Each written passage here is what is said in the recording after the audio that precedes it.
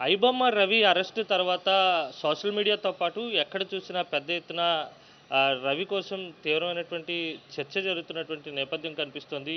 అలాగే సినీ నిర్మాత శ్రీ కళ్యాణ్ స్పందిస్తూ ఇలాంటి వారిని ఎన్‌కౌంటర్ చేయాలి. అయితే పోలీసులు లేదా సినిమా ఇండస్ట్రీకి సంబంధించినటువంటి వారు ఆయన్ని ఎన్‌కౌంటర్ చేయాలనే ధోరణితో మాట్లాడడం జరిగింది. ఇదే అంశానికి సంబంధించి మనతో మాట్లాడేందుకు రవి తండ్రి అప్పారావు ఉన్నారు. మాట్లాడదాం.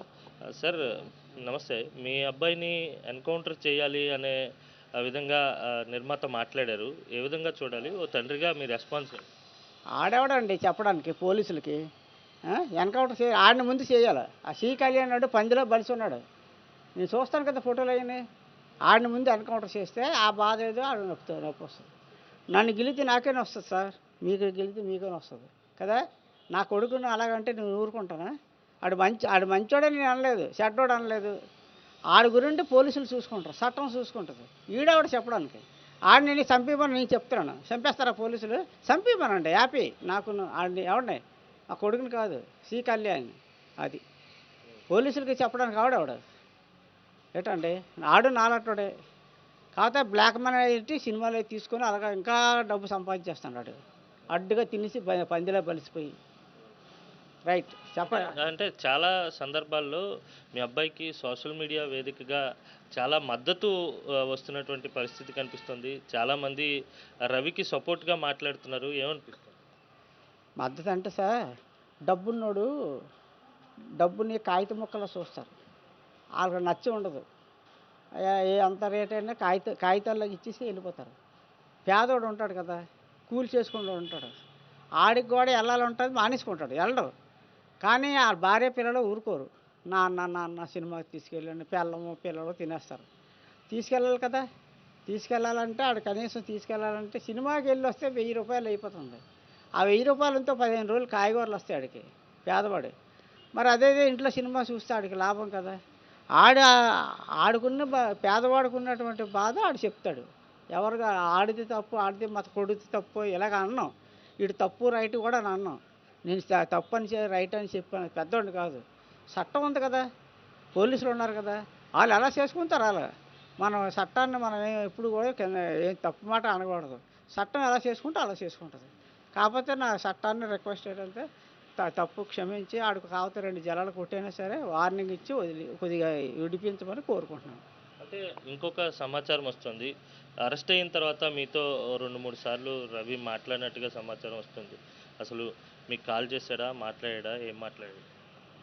పోలీసులు ఫోన్ చేశారు సార్ నాకు. హైదరాబాద్ క్రైమ్ బ్రాంచ్ నుంచి చేశారు. ఎవరు సార్ అన్నాను. హైదరాబాద్ క్రైమ్ బ్రాంచ్ నుంచి మాట్లాడుతున్నాం అని అన్నారు. నమస్తే సార్, చెప్పండి అన్నాడు. మీ అబ్బాయి మాట్లాడుతారట అనేసి అన్నాడు. మాట్లాడు. ఎంత కొన్ని సెకండ్లే మాట్లాడాను. నాన్న ఎలాగున్నావు? బాగున్నాను. నేను బాగానే ఉన్నాను బాబు. నువ్వు బాగున్నావు చాలు. ఎందుకు మనకు నేను పోయిన తలనొప్పులు మనకు ఉన్నది, మనకు భగవంతుడు ఎట్టు చాలు. మరి మనకు ఎందుకు న్యూసెన్స్ పనులు అనేసాను. పోనీ నువ్వు జాగ్రత్తగా ఉండు అని అనేసాను. అన్న తర్వాత నిన్న నాకు ఒక ఐడియా వచ్చింది. ఆ నెంబర్ ఉంది, సెల్లో నెంబర్ ఉంది. అదే నెంబర్కి నేను 11:30 చేసి నేను ఫోన్ చేశాను. 2 సార్లు చేశాను, ఎత్తలేదు. అయితే 2:15 ఎంత అయింది. వాళ్ళు చేసుకొని వచ్చారు. చేసుకొని వస్తే నేను నెంబర్ కొద్దిగా జ్ఞాపకం వచ్చింది. సార్ నేనండి రవి, మంది రవి వాళ్ళ నాన్నండి. ఒకసారి మా అబ్బాయిని ఒకసారి ఒక 1/2 నిమిషం మాట్లాడుతాను సార్, కొద్దిగా ఇవ్వండి సార్ అంటే అలాగే అన్నాడు. ఇచ్చాడు ఫోను. మా కుర్రాడికి చెప్పాను, నాయన కొద్దిగా బాగున్నావా? బాగున్నా. నువ్వు అక్కడ ఎవరు ఉన్నావు? నువ్వు ఒక్కడు ఉన్నావు, నీకు ఎవరు ఎలాగా? నేను నీకు హెల్ప్ చేయలేను, నాకు ఆరోగ్యం బాగాలేదు. ఇక్కడ నాకు తెలిసిన లాయర్లు ఉన్నారు, పోనీ ఏదో పెట్టమంటే లాయర్లు పెడతాను. నువ్వేం కంగారు పడకు, నేను పెడతాను లాయర్లు అంటే, వద్దు ఇక్కడ నాకు ఉన్నారు అన్నాను. సరే అయితే ఉన్నారంటే పెట్టవద్దండి, మానేస్తాను. పెట్టమంటే పెడతాను. లేదు నీకు పలానా అవసరం ఉంది నాన్న, నాకు ఫోన్ చేయించు, ఆ పోలీసులతోనే ఫోన్ చేయించు. నీకు ఏ హెల్ప్ కావాలన్నా చేతిలో ఉన్న వరకు నేను చేస్తాను. నీకు డబ్బులు కావాలన్నా ఇంకేదైనా ఏ హెల్ప్ అయినా చెప్పు, ఉన్నాను కదా అని చెప్పాను. అంతే, పెట్టేశాను ఫోన్. అంటే మీ అబ్బాయితో మీరు మాట్లాడే క్రమంలో మీకు అర్థమవుతూ ఉంటుంది. అంటే ధైర్యంగా ఉన్నాడా? లేకపోతే ఏమన్నా మామూలుగా ఎప్పుడులాగా ఉన్నాడు, ఎప్పుడులాగా మాట్లాడాడు. ఎప్పుడులాగా నాతో ఎప్పుడైనా అంతకుముందు మాట్లాడినప్పుడే మాట్లాడాడు. అబ్బా ఇప్పుడు నేను ఎలా మాట్లాడుతాను ధైర్యంగా, అలాగే ఆడే మాట్లాడాడు.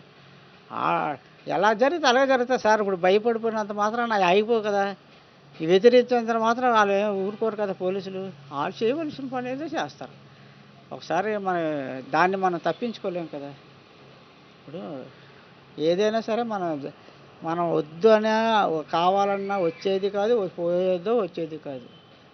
అది దాని గురించి ఇంకా అనవసరం మాట్లాడుకోవడం అంటే కూడా. రవి ఒక్కడే కాదు, ఇలాగ సినిమాలు పైరసీ చేసేవాళ్ళు చాలామంది ఉన్నారనే ఒక వాదన కూడా వినిపిస్తుంది.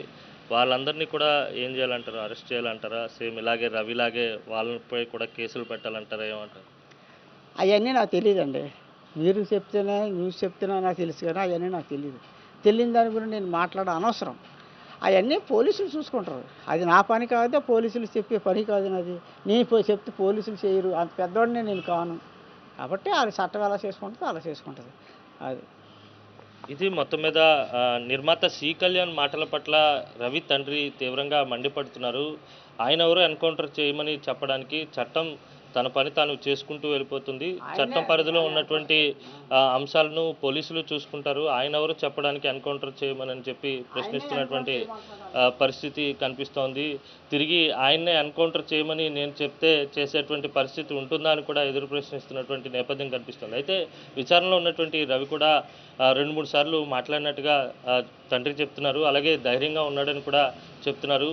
మంచోడు కాదని చెప్పను, అలా అని మంచోడని చెప్పను. చట్టం ఏ విధంగా ముందుకెళ్తుందో ఆ విధంగా ముందుకెళ్తుందని చెప్పి ఆయన స్పష్టం చేస్తున్నటువంటి నేపథ్యం కనిపిస్తుంది.